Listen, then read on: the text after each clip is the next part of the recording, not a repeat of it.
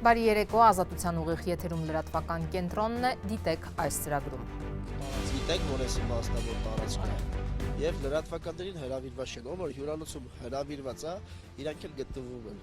Աղվերանում այսօր հայ-ադրբեջանական պատվիրակություններն են հանդիպել, քննարկվել են սահմանազատման եւ այլ հարցեր, ներկա են եղել նաեւ գործարարներ։ Նոր ձերբակալություններ կան ընդդիմադիր ուժեղ Հայաստանի ներկայացուցիչների շրջանում Ավանի գրասենյակում խուզարկությունից հետո 3 կալանավորված պահեստազորի գնդապետ Արթուր Ավանեսյանն էլ հացադուլ է հայտարարել։ Մենք շուտով փոփոխություններ ենք բերելու։ Մեծ աշխատատեղեր է բացվելու։ Քարոզարշավն աչքի է ընկնում աշխատատեղեր ստեղծելու, թոշակները բարձրացնելու եւ մեգա նախագծերի մասին հայտարարությունների մրցավազքով, որ ուժը ինչ է խոստանում։ Եթե չկա հույս անգամ, հույս կճարենք մյուս անգամ։ Վերջերս ԿՊ կուսակցությունը հրապարակեց իր նախընտրական ծրագիրը։ Գլխավոր դատախազն այսօր ստիպված էր պատասխանել ընդդիմադիրների հարցերին, թե ինչու է իշխող ուժի նախընտրական ծրագրում տեղ գտել կաթողիկոսին հեռացնելու կետը։ Դա քաղաքական հայտարարությունները, մենք քաղաքականությամբ չենք զբաղվում։ ԱՄՆ նախագահ Դոնալդ Թրամփն ակնարկում է, որ կարող է ավելի կոշտացնել միջոցներն Իրանի դեմ։ Իրանից հայտարարում են, պատրաստ են պատասխանել հարձակումներին նոր մեթոդներով։ Նախորվա գլխավոր նորությունը առավոտյան հայտնի դարձավ, որ Հայաստան է ժամանել Ադրբեջանի պատվիրակությունը փոխվարչապետ Շահին Մուստաֆայևի գլխավորությամբ, ով նաև Սահմանազատման ադրբեջանական հանձնաժողովի նախագահն է։ Սահմանազատման հանձնաժողովների 13-րդ հանդիպումը անցկացվեց Աղվերանում, նախորդ անգամ այն անցկացվել էր ադրբեջանական Գաբալայում։ Արտգործնախարարությունը նշում է, որ տեղի է ունեցել նաև կողմերի գործարար շրջանակների ներկայացուցիչների մասնակցությամբ քննարկում։ Որ գործարարներն են ներկա եղել չի նշվում, սակայն Ազատության լրագրողը նկատել է Սամվել Ալեքսանյանի մեքենան, ներկա է եղել նաև Ադրբեջանից բենզին ներմուծող եւ իշխանական պատգամավոր Խաչատուր Սուքիասյանի ընտանիքին պատկանող Run Oil-ի ներկայացուցիչը։ Ողջ օրը Աղվերանում հերթապահում էր իմ գործընկեր Ռոբերտ Զարգարյանը։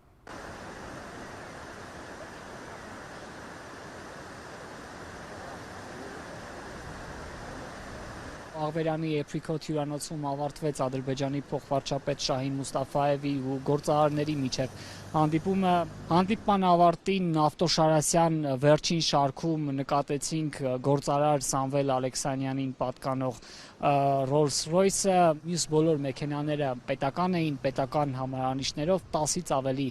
ավտոմեքենաներ կային, իսկ այս ամբողջ գործընթացին հանդիպմանը հետևել մենք չէինք կարող, որովհետև հյուրանոցից մոտ 500 մետր ներքև ճանապարհը փակել էին եւ առաջանալ մեզ թույլ չէին տալիս եւ միայն հանդիպման ավարտին կարողացանք բարձրանալ այս հատված, նաեւ մենք լրագրողներով շրջեցինք հյուրանոցի տարածքով ու կարծես գտանք հենց այն վայրը, որտեղ էլ անցկացվում էր հանդիպումը, այդ կոնֆերանս դահլիճը, այնտեղ արդեն աթոռներն էին դասավորում հանդիպումից հետո։ Վերջերս էկոնոմիկայի նախարար Գևորգ Պապոյանը տեղեկացրել էր, որ ադրբեջանական կողմը հայտ է ներկայացրել ու ցանկություն ունի Հայաստանից փայլատի թեղ ներկրել, իսկ ավելի վաղ էլ նաև այլ ապրանքների մասին էր խոսել, մասնավորապես ֆերոմոլիբդենի, կենդանիների, մրգի, բանջարեղենի, տարբեր խմիչքների ու տեքստիլ արտադրանքի։ Կա այդպիսի ապրանք, կոնկրետ հայտ եղել է եւ կոնկրետ հետաքրքրություն է եղել փայլատի թղի նկատմամբ եւ կոնկրետ կոդի փայլատի թղի համար ադրբեջանական կողմը խնդրել է կոնկրետ գին եւ մեր արտադրողը տվել է, այսինքն ամենաերկար բանակցությունը, որ գնացել է, այսինքն ցանկերը փոխանակվելուց հետո դա եղել է, որ այսինչ հաստության փայլատի թղը մեզ հետաքրքրում է։ Թե ինչ պայմանավորվածություններ են ձեռք բերել իմ հետևում գտնվող հյուրանոցում, այս պահին հայտնի չէ, պաշտոնական տեղեկատվություն դեռ չի հրապարակվել։ Սամվել Ալեքսանյանը գիտենք, որ զբաղվում է տեքստիլ արտադրանքով, նաև խմիչքների ոլորտում ներկայություն ունի։ Այս պահի դրությամբ Հայաստանի ու Ադրբեջանի միջև առևտրաշրջանառության սալդոն գրեթե 100%-ով Ադրբեջանի օգտին է, Հայաստանը բենզին է ներկրում հարևան երկրից։ Իդեպ հանդիպմանը մասնակցում էր նաև ազգային ժողովի իշխող քաղաքացիական պայմանագիր խմբակցության պատգամավոր Խաչատուր Սուքիասյանի ընտանիքին պատկանող Run Oil ընկերության ներկայացուցիչը Ադրբեջանից բենզին է ներկրում նաև հենց այս ընկերությունը։ Եվ բառացիորեն օրեր առաջ ադրբեջանական վիճակագրության մեջ 30 տարի անց առաջին անգամ Հայաստանից մատակարարված ապրանք երևաց, սակայն ինչպես հետագայում պարզվեց, խոսքը հոլանդական վարդերի մասին է, որը ոչ թե հենց Հայաստանից է Ադրբեջանն անցել, այլ անմիջապես Հոլանդիայից ներկրվել Ադրբեջան ու խոսքը $1000 էլ չհասնող ծաղիկների մասին է, այնինչ Հայաստանն Ադրբեջանից արդեն շուրջ $5 միլիոն ապրանք է ներկրել։ Շահին Մուստաֆաևը Ալիևի վարչակազմի ազդեցիկ այս պաշտոնյան իդեպ Հայաստանում է ծնվել նոյեմբերյանի շրջանի Ջուջևան գյուղում, այնտեղ էլ կրթություն է ստացել։ Իմ գործընկեր Կարինե Սիմոնյանը Ջուջևանում գտել է Մուստաֆաևի մանկության ընկերոջը եւ զրուցել է նրա հետ։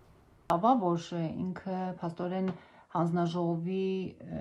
ղեկավարն է Ադրբեջանի կողմից, որը սահմանազատման այդ աշխատանքներով է։ Ըստ ինձ այնքանով է լավ, որ ինքը լավ գիտենալով մեր տարածաշրջանի ամբողջ լայնքով այդ տարածքները ու ինքը լավ իմանալով հայկական պատմությունը, հայոց պատմությունը, ես մի պահ անգամ չեմ կասկածում, որ արդարությունը ինքը կվտնահարի։ Հենց ավելի լավ չի։ Սա միայն մի հատված էր հարցազրույցից, ռեպորտաժն ամբողջությամբ դիտեք մեր վաղվա եթերում։ Այլ թեմաների անդրադառնանք, նոր ձերբակալություններ կան ընդդիմադիր ուժեղ Հայաստանի ներկայացուցիչների շրջանում։ Առավոտյան Ավանի գրասենյակում խուզարկությունից հետո 5 հոգի է ձերբակալվել։ Հակակոռուպցիոն կոմիտեն քիչ առաջ հայտնեց, որ այս անձինք ձերբակալվել են ընտրակաշառք ստանալու եւ բարեգործության արգելքը խախտելու դեպքերի առթիվ քննվող քրեական վարույթի շրջանակներում։ Հակակոռուպցիոնն այս անգամ եւս գաղտնալսումներ է հրապարակել։ Ուժեղ Հայաստանից հերքում են, թե ընտրական հանցագործություններ են կատարում, օրորի ավելացող քրգործերն էլ որակում են իրենց նկատմամբ սև քարոզչություն։ Ուժեղ Հայաստանի թիմի մեկ այլ անդամ 3 ընտրակաշառքի մեղադրանքով 2 ամսով կալանավորված պահեստազորի գնդապետ Արթուր Ավանեսյանը հացադուլ է հայտարարել։ Կանդազմականունով հայտնի նախկին հետախույզը ուժեղ Հայաստանի անվտանգության թիմի ղեկավարն է, նա մեղադրանքը չի ընդունում։ Խորհրդարանական այս ընտրությունների քարոզարշավը աչքի է ընկնում քաղաքական ուժերի տնտեսական խոստումների առատությամբ։ Տասնյակ հազարավոր նոր աշխատատեղեր, թոշակների բարձրացում եւ մեգա նախագծեր։ Տեսնենք, թե որ ուժը ինչ է խոստանում։ Ժողովուրդը ողջավորված է։ Ժողովուրդը զգում է, որ մենք շուտով փոփոխություններ ենք բերելու։ Ով գնացել է դուրս, թող հետ վերադառնա։ Մեծ աշխատատեղեր է բացվելու։ Դուք, պարոն նախագահ, կարծում եմ, որ մի անգամ արել եք, էլի կարող եք անել։ Այո։ Մյուս անգամ, սաղ կացնենք մյուս անգամ, եթե չկա հույս անգամ, հույս կճարենք մյուս անգամ։ Հատիսի վրա Հիսուսի արձան ու Նոյան տապան 20 միլիոն զբոսաշրջիկներով, Աչափնյակի կայարան ու շրջանաձև մետրո, արդյունաբերական ու ակադեմիական քաղաքներ ու տիեզերական միանգամից 3 արբանյակներ։ Հունիսի 7-ին կայանալիք ընտրություններում շուրջ 2.5 միլիոն ընտրողների ձայները ստանալու պայքարում քաղաքական ուժերը մրցում են ոչ միայն թոշակների բարձրացման, նոր աշխատատեղերի ստեղծման խոստումներով, այլև մեգա նախագծերով։ Երևանի մետրոյի Աչափնյակ կայարանի կառուցման մեկնարկ։ Իշխող ԿՊ-ն ընտրողների քվեն 3-րդ անգամ ստանալու դեպքում կրկին խոստանում է սկսել Երևանի մետրոյի Աչափնյակ կայարանի կառուցումը։ Մի խոստում, որ Փաշինյանը տվել էր նաև 4 տարի առաջ։ 2024 թվականին պետք է սկսենք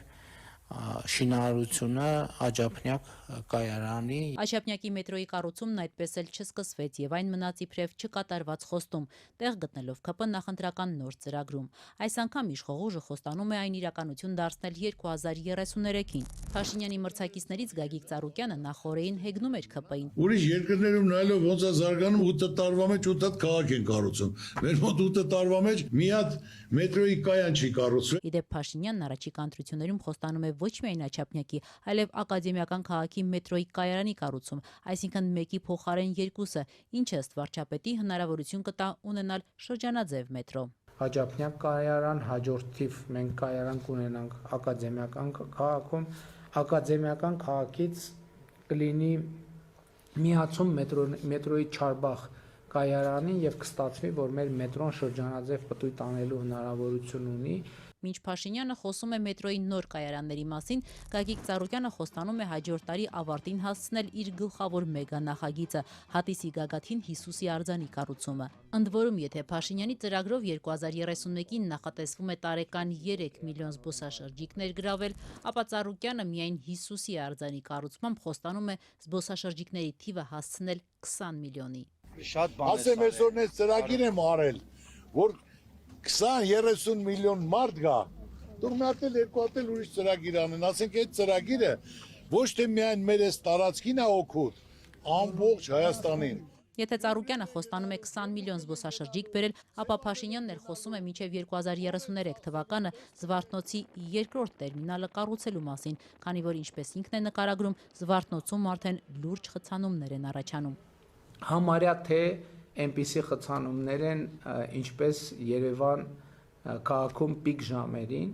Փաշինյանը խոստանում է նաև ատոմային նոր էներգաբլոկի կառուցման ծրագրի մեկնարկ, ընդ որում ԿՊ նախընտրական ծրագրում նշվում է, որ մինչև 2027 թվականի ավարտը պետք է իրականացվի նոր միջուկային էներգաբլոկի տեխնոլոգիայի ընտրություն։ Սա այն դեպքում, երբ նույն Փաշինյանն այս տարվա մարտին միջուկային էներգիայի Փարիզյան գագաթնաժողովում հայտարարում էր, որ Հայաստանն արդեն որոշում է կայացրել ի օգուտ փոքր մոդուլային ռեակտորների։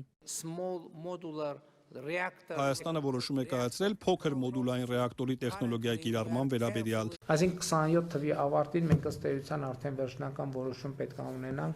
առնվազն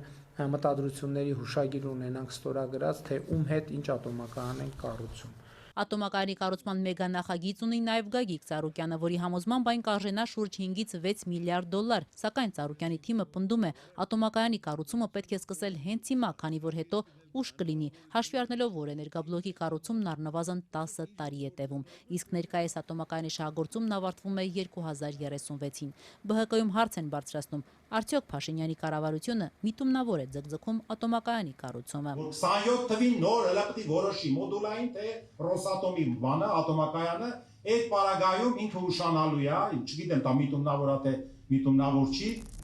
Ուշագրավ է, որ 300,000 ադրբեջանցիներին Հայաստանում վերաբնակեցնելու Ադրբեջանի խոսույթը նախընտրական այս շրջանում ակտիվորեն օգտագործում է ոչ միայն միլիարդատեր գործարար Սամվել Կարապետյանի առաջնորդած ուժը, այլև ԲՀԿ ղեկավար Գագիկ Ծառուկյանը, այս դեպքում ոչ թե աշխատատեղերի, այլ իշխանության կողմից գույքահարկը մի քանի անգամ բարձրացնելու համատեքստում։ Փաշինյանի իշխանությունը դեռևս 2020-ին Հայաստանի հարկային օրենսգրքում փոփոխություններ կատարեց, համաձայն որոնց քաղաքացիները 2026 թվականից սկսած արդեն 100% բարձրացված գույքահարկ են վճարում, ինչը մարդկանց շրջանում լուրջ դժգոհությունների առիթ է ստեղծել եւ բնականաբար դարձել նաեւ նախընտրական բանավեճի առարկա։ Ու այսօր գույքահարկներ ավելացել, այսինքն մարդուն առաջարկում են, որ դու կուտաները ծախի գնա, ադրբեջանցիները 300,000 պետք է գան ստեղ գնեն մնա։ Այս թեման նաև վարչապետի տեխնացու Ռոբերտ Քոչարյանի օրակարգում է, ում առաջնորդած Հայաստան դաշինքը խոստանում է չեղարկել գույքահարկի բարձրացումը։ Քոչարյանն ինքը Փաշինյանի այս որոշումը անմարդկային է որակում։ Դու մարդկային որևէ բան չունեք, դու հարկը բարձրացնում ես եւ ասում ես գնա ուրիշ տեղ ապր։ Ոնց։ Մարդը բան չի, էլի sense խանութի ապրանք չի, մի պոլկայից վերցնես, տանես մեկ ուրիշ պոլկա դնես։ Քոչարյանի պաշտոնավարման օրոք Երևանի կենտրոնում բազմաթիվ քաղաքացիներ զրկվեցին իրենց գույքից։ Հանրային գերակա շահ ճանաչված տները քանդվեցին, որոնց տեղում այսօր Հյուսիսային պողոտան է։ Այգեզարդի դպրոցի Facebook-յան էջում նախ հայտնվեց, ապա հեռացվեց մի տեսանյութ, թե ինչպես են սաները կատարում քաղաքացիական պայմանագրի նախընտրական երգը, որ հեղինակել է վարչապետ Նիկոլ Փաշինյանը։ Ինչ էր սա պատահականություն, թե երեխաների ներգրավում քաղաքական քարոզչության մեջ։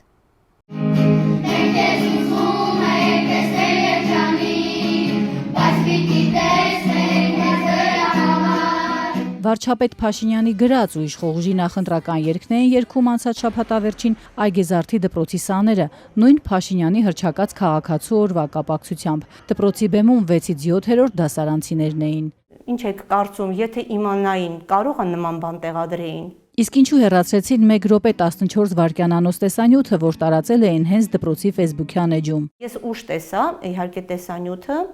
բայց երբ տեսա, ամեն դեպքում հորդորեցի, ասեցի, ավելի լավ կլինի Facebook-յան էջից հեռացնեն։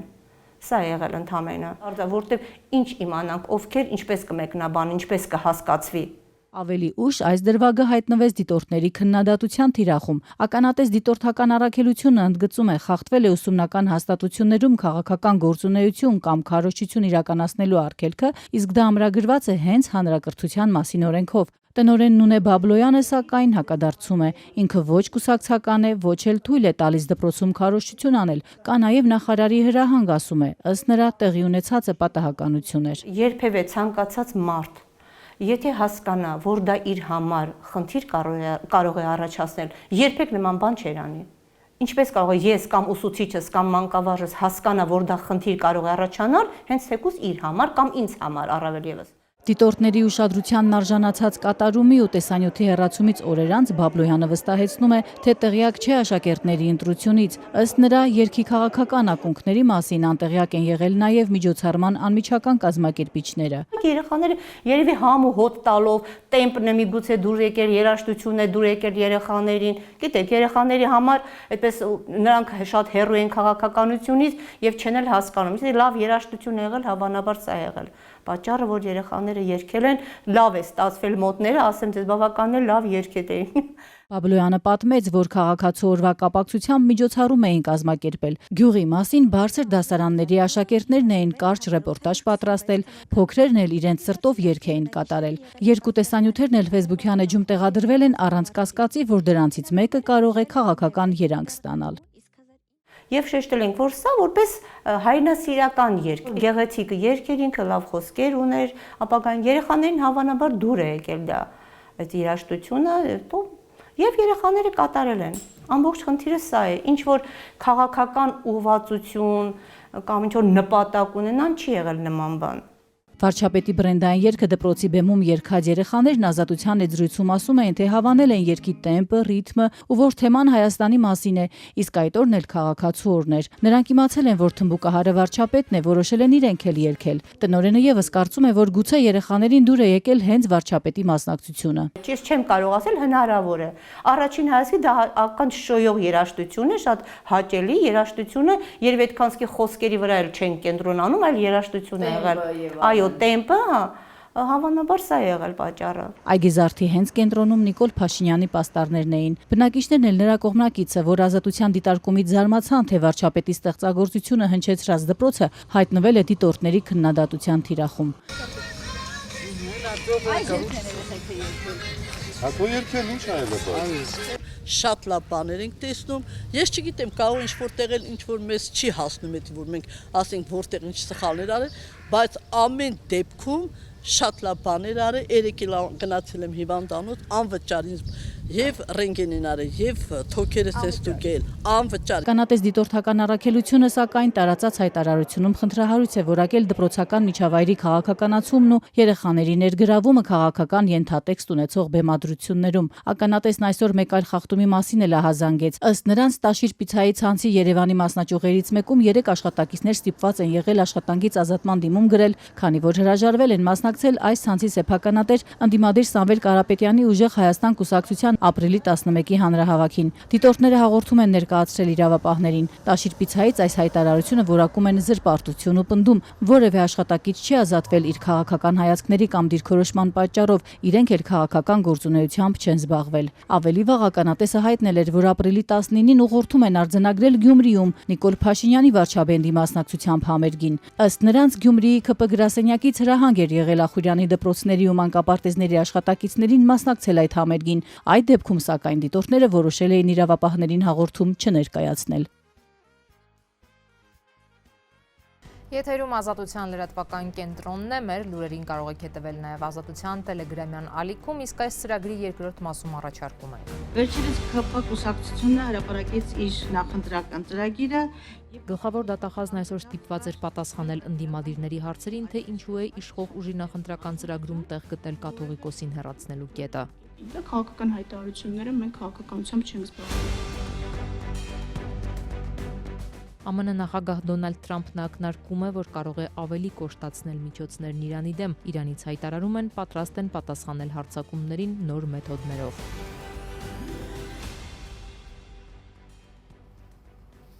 Ազգային ժողովում այսօր դատախազության 2025 թվականի գործունեության մասին հաղորդումն էին լսում, բայց ընդդիմադիրները գլխավոր դատախազին այլ հարցերել են ուղղել, մասնավորապես իշխանություն եկեղեցիի հակասության մասով։ Արդյոք սահմանադրության խախտում չէ այն, որ քաղաքացիական պայմանագիրն իր ծրագրում կաթողիկոսին հեռացնելու կետեր է ներառել։ Երբ վարչապետը ասում է, որ կաթողիկոսությունը դուրս չի բերվի Հայաստանից, հաջորդ օր իրեն մեղադրանք է առաջադրվում։ Սա պատահական է։ Վարչապետ Նիկոլ Փաշինյանի նախկին օգնական, այժմ գլխավոր դատախազ Աննա Վարդապետյանը այսօր խորհրդարան եկավ եւ գնաց լրագրողների հարցերը թողնելով անպատասխան։ Դատախազության անցած տարվա գործունեության մասին հաղորդումներ Վարդապետյանի ազգային ժողով գալու պատճառը։ Ընդդիմությունը ասում է, դուք ընտրողաբար արդարադատություն եք իրականացնում։ Հնարավոր է դրա համար եք կաշկանդվում զրուցել լրագրողների հետ։ Խախտվում է ձեր աչքի առաջ չեք տեսնում, տիկին դատախազ։ Գուցե ընտրողաբար իրականացրած արդարադատության պատճառով եք այսպես ճանապարհ տվեք։ Դուք ցուցակում եք, որտեղ գրած են մարդկանց անուններ, որոնք այն պետության շահեր են սպասում։ Վերելակը ձեր տիկնապահները, որ անդադարում փակում են, չի աշխատում։ Ձեր մեղքերից ծանոթանում եք։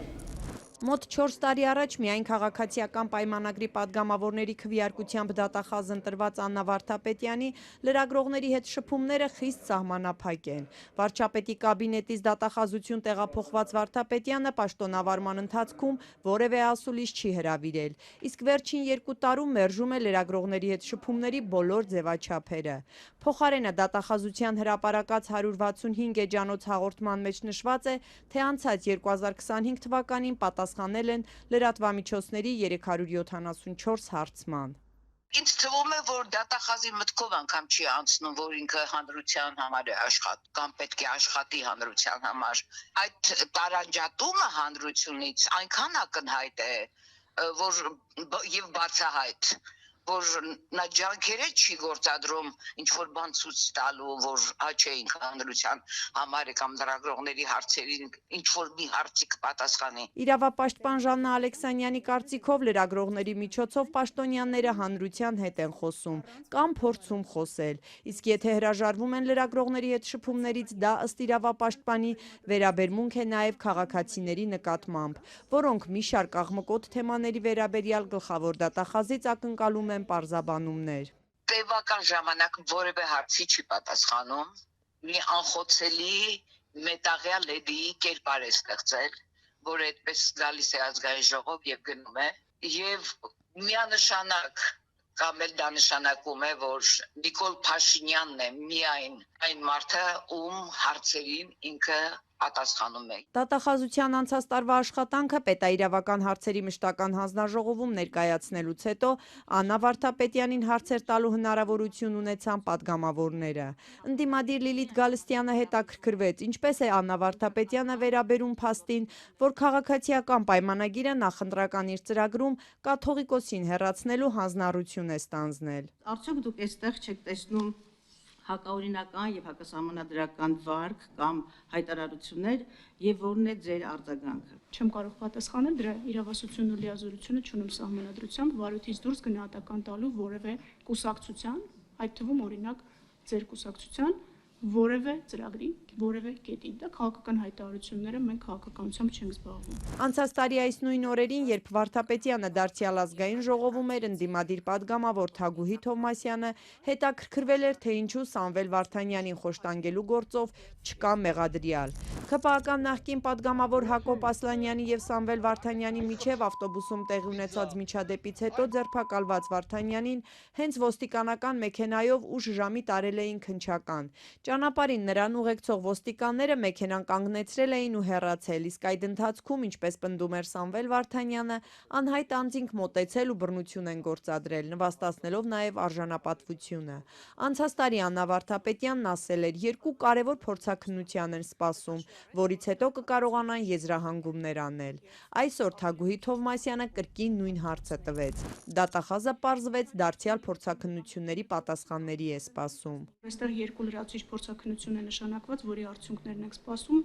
3 եմ ճշտել եւ արդեն գնահատականների հարցը կհասկանանք։ Ինչու մեղադրյալ չէ կաթողիկոսին սատկացնելու կոչ անող Գառնեցի տղամարդը։ Ինչու են ուսումնասիրվում, բայց անհետևանք մնում կոռուպցիայի մասին մամուլի այն հրապարակումները, որոնք առնչվում են իշխանությանը։ Ինչու եկեղեցու բարձրաստիճան հոգևորականներին հեռացնելու վարչապետի հայտարարություններից հետո մի շարք հոգևորականներ, այդ թվում վեհափառը, հայտնվեցին մեղադրյալի աթոռին։ Արդյոք փորձաքննություններով պարզվել է, ովքեր եւ ինչու են մոնտաժել ահաբեկչության փորձի համար կալանավորված սրբազան շարժման առաջնորդ Բագրատ arczepiskopos Գալստանյանի եւ մյուս մեղադրյալների ձայնագրությունները։ Իսկ որ քրեական գործի հիմք հանդիսացող այդ ձայնագրությունները մոնտաժված են, պնդում են մեղադրյալների պաշտպանները։ Վարդապետյանն այս հարցերին էլ պատասխան չտվեց։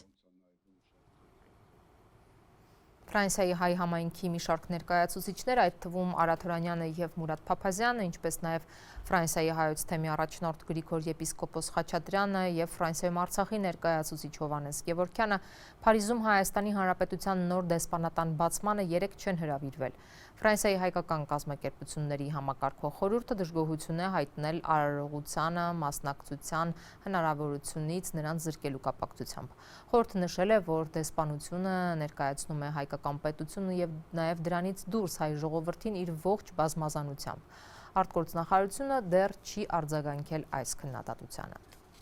Բոլոր այն անձնավորությունները կամ մարմինները, գազագերբությունները, որ ընդդիմացած են այս ռեժիմին, իրեն կնկատեն ցև ցանգի վրա գտնեն, այսինքն որովհետև հարց ունին էջմիածին հետ, եկեղեցին հետ,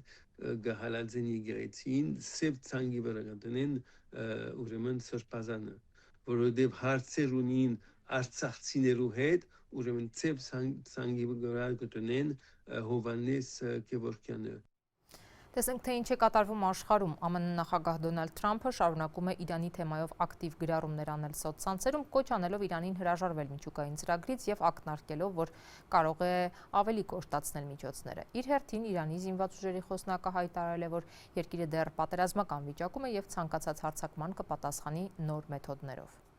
Իրանը լավ կանի խելքի գա եւ հրաժարվի միջուկային ծրագրից, հայտարարել է Դոնալդ Թրամփը։ Սոցցանցում արած գրառմանակից ԱՄՆ նախագահը հրապարակել է լուսանկար, որում ինքն է պատկերված հրազենով, իսկ ետնապատկերին ենթադրաբար Իրանն է զինված հարձակման տակ։ Լուսանկարին կա նաեւ գրություն, որով նա ակնարկել է, որ պատրաստ է կոշտ միջոցների դիմել։ Իրանն անկազմակերպ է, նրանք չգիտեն, թե ինչպես ստորագրել ոչ միջուկային համագործակցության մասին համաձայնագիր։ Ավելի լավ է շուտ խելքի գան։ Մինչ այդ Wall Street Journal-ը հղում անելով ամերիկացի պաշտոնյաներին գրել էր, որ Թրամփը որոշել է շարունակել ճնշումն Իրանի վրա եւ վերջին հանդիպումներին իր օգնականներին հանձնարարել է պատրաստվել իրանական նավահանգիստների երկարատև շրջափակմանը։ Ամերիկացի պաշտոնյաների խոսքով ԱՄՆ նախագահը դիտարկել է նաեւ այլ տարբերակներ, այդ թվում ռազմական գործողությունների վերսկսումը կամ հակամարտությունից դուրս գալը, սակայն դրանք գնահատել է ավելի ռիսկային, քան շրջափակման պահպանումը։ Այս լուրի ֆոնին նավթի գները շարունակել են աճել, հասնելով $111 մեկ բարելի դիմաց։ ԱՄՆ ֆինանսների նախարարն իր հերթին հայտարարել է, որ տնտեսական ճնշումն արդեն իսկ միլիարդներով կրճատել է Իրանի եկամուտները, թույլատրել իրանական ազգային արժույթը։ Սկոտ Բեսենթը նշել է, որ շուտով Իրանը ստիպված կլինի կրճատել նավթի արտադրությունը եւ այդ դեպքում օրական մոտ $170 միլիոն կկորցնի։ Ամերիկացի պաշտոնյան նաեւ նշել է, որ ԱՄՆ-ն թիրախավորել է նաեւ Իրանի ստվերային բանկային ենթակառուցվածքը, կրիպտոարժույթներին հասանելիությունը, ստվերային նավատորմը, զենքի գնման ցանցերը եւ չինական նավթավերամշակման գործարանները, որոնք աջակցում են իրանական նավթի առևտրին։ Այս գործողությունները հանգեցրել են տասնյակ միլիարդավոր դոլարների եկամուտների կորստի, որը կարող էր օգտագործվել ահաբեկչության ֆինանսավորման համար։ Իդեպ իրանական ազգային արժույթի փոխարժեքն այսօր նվազել է եւ նոր ռեկորդ գրանցել 1.8 միլիոն ռիալ $1 դիմաց։ Չնայած Թրամփի սպառնալիքներին Սպիտակ տան ներկայացուցիչը հայտարարել է, որ ամերիկացի բանակցողները շարունակում են շփումներն իրանցիների հետ։ Ըստ Աննա Քելիի, իրանցի պաշտոնյաները չգիտեն, թե ով է փաստացի ղեկավարում երկիրը պատերազմի ժամանակ։ Ամերիկացի պաշտոնյան նաեւ ասել է, որ Թրամփը Իրանի հետ կկնքի միայն այնպիսի համաձայնագիր, որում ԱՄՆ ազգային անվտանգությունն առաջնահերթություն կլինի։ Պակիստանի վարչապետ Շահբազ Շարիֆն իր հերթին հաստատել է, որ միջնորդական ջանքեր ջանքերը շարունակվում են եւ կընթանան նույն ակտիվությամբ։ Ու մինչ ԱՄՆ-ն սպառնում է ու շարունակում տնտեսական ճնշումը Թեհրանի վրա, Իրանի զինված ուժերի խոսնակը հայտարարել է, որ երկիրը դեռ պատերազմական վիճակում է։ Գեներալ Մոհամմադ Ակրամինյան ասել է, որ Իրանն այս ընթացքում պատրաստվել է թարմացրել սպառազինությունը եւ ցանկացած նոր հարձակման կպատասխանի նոր մեթոդներով։ Մենք չենք համարում, որ պատերազմն ավարտված է, քանզի Միացյալ Նահանգների եւ մեր թշնամիների նկատմամբ վստահություն չկա, հրադադարի առաջին իսկ օրվանից շարունակել ենք լուրջ ջանքեր գործադրել մեր թիրախների ցանկը թարմացնելու համար։ Իրանի անվտանգության ծառայության բարձրաստիճան աղբյուրն էլ պետական Press TV հեռուստաընկերությանն ասել է, որ Իրանը ռազմական աննախադեպ գործողությունների կդիմի, եթե ԱՄՆ-ն շարունակի Իրանի հետ առնչվող նավերի առգրավումը։ Այս ընթացքում Իսրայելի բանակը շարունակել է գործողությունները Լիբանանի հարավում, թիրախավորելով արևմուտքի կողմից ահաբեկչական ճանաչված Հեզբոլայի օբյեկտները։ Կան զոհեր։ Վարչապետ Բենյամին Նեթանյահուն էլ հայտնել է, որ Հեզբոլայի կողմից կիրառվող հսկայական թունել են պայթեցրել, ոչնչացրել նրանց ենթակառուցվածքները։ Մենք սպանում ենք բազմաթիվ ահաբեկիչների եւ դեռ չենք ավարտել։ Մենք գործում ենք անվտանգության գոտում։ Մի քանի շաբաթ առաջ հրահանգեցի անօթաչուների սպառնալիքը վերացնելու հատուկ նախագիծ սկսել։ Դա ժամանակ կպահանջի, բայց դա էլ կպայթեցնենք։ Israel has no territorial ambitions in Lebanon. Արտգործնախարարն էլ հայտարարել է, թե Իսրայելը Լիբանանի հանդեպ տարածքային նկրտումներ չունի։ Գիդեոն Սաարը վստահեցրել է, որ Լիբանանում իսրայելական զորքի ներկայության միակ նպատակն է ապահովել իրենց քաղաքացիների անվտանգությունը։ ՄԱԿ-ը զգուշացրել է, որ Լիբանանում ավելի քան 1.2 միլիոն մարդ կարող է սուր սովի մատնվել պատերազմի պատճառով։ Ռուսաստանի նախագահ Վլադիմիր Պուտինը նախորդին հայտարարել է, որ Ուկրաինան ուժգնացրել է հարվածները Ռուսաստանի քաղաքացիական ենթակառուցվածքներին, առանձնացնելով Տուապսե քաղաքի նավթավերամշակման գործարանի վրա ԱԹՍ հարձակումները, որ կարող է բնապահպանական լուրջ հետևանքներ ունենալ։ Այս մասին հայտնում է Reuters-ը։ Ուկրաինական կողմից Ռուսաստանի նախագահի հայտարարությանը չեն արձագանքել։ Ուկրաինայի մասին Նաև ԱՄՆ կոնգրեսում խոսել է Միացյալ Թագավորության Չարլզ 3-րդ թագավորը, նա նշել է, որ Ուկրաինայի պաշտպանությունը նույն անզիջում վճռականությունն է պահանջում, ինչ ՆԱՏՕ-ի անդամները ցուցաբերեցին Միացյալ Նահանգներում սեպտեմբեր 11-յան ահաբեկչությունից անմիջապես հետո։ Ամերիկայի Միացյալ Նահանգներում Դոնալդ Թրամփի դիմանկարով սահմանափակ քանակով անձնագրեր կթողարկվեն անկախության հռչակագրի 250-ամյակի տոնակատարությունների շրջանակներում։ Դրանք ըստ Սպիտակ տան հասանելի կլինեն յուրաքանչյուր քաղաքացու, ով դիմում կներկայացնի։ Պետդեպարտամենտի հրապարակած նմուշային տարբերակում երևում է Թրամփի դիմանկարը անկախության հռչակագրի տեքստի եւ ԱՄՆ դրոշի ֆոնին։ Ներքևում նախագահի ոսկեգույն ստորագրությունն է։ Հանրային արձագանքը միանշանակ չէ, կողմնակիցները համարում են, որ սա լավ առիթ է Հոբելյանը նշելու համար, մինչդեռ քննադատներն այն համարում են քաղաքականացված, աննախադեպ եւ նույնիսկ ավտորիտար բրենդինգ։ ԱՄՆ անձնագրերում պատմականորեն չի եղել գործող նախագահի կամ որևէ մեկի դիմանկար քաղաքական չեզոքություն պահպանելու համար։ Վերադառնանք Հայաստան, Երևանում այսօր նշվել է Պարի միջազգային օրը, հազարավոր պարողներ եւ նաեւ քաղաքացիներ շուրջ պար են բռնել ազգային հնչյունների ներքո քաղաքի տարբեր հրապարակներում։ Հանրապետության հրապարակում 7 շրջանով շուրջ պար էր։